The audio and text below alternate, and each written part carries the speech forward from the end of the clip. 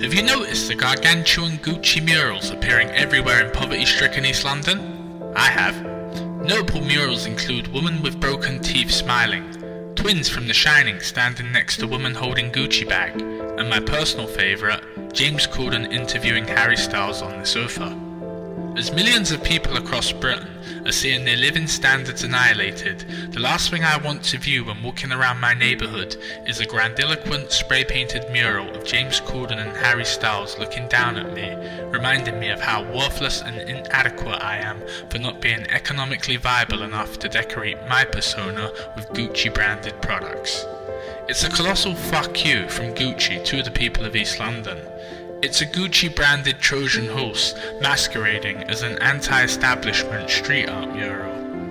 The origins of street art are found in counterculture. Its rightful purpose is to provide a therapeutic remedy for those marginalized by society.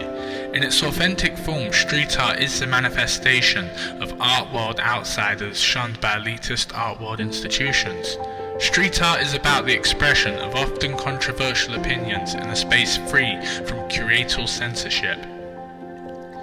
The Gucci street art murals are not a unique concept either. There's an entire industry of untrustworthy private equity firms setting up shell companies under names such as Worldwide Revolutionary Street Art Murals for the People Limited, to provide credible street art solutions for bullshit companies such as Gucci, Kentucky Fried Chicken, and HSBC. These billion-dollar private equity firms camouflage themselves using multiple layers of shell companies to facilitate the illusion of their campaigns originating from grassroots entities within the graffiti street art community. In 2012, Coca-Cola produced one of the very first advertising campaigns of this nature in Hackney Wick prior to the 2012 London Olympic Games opening ceremony.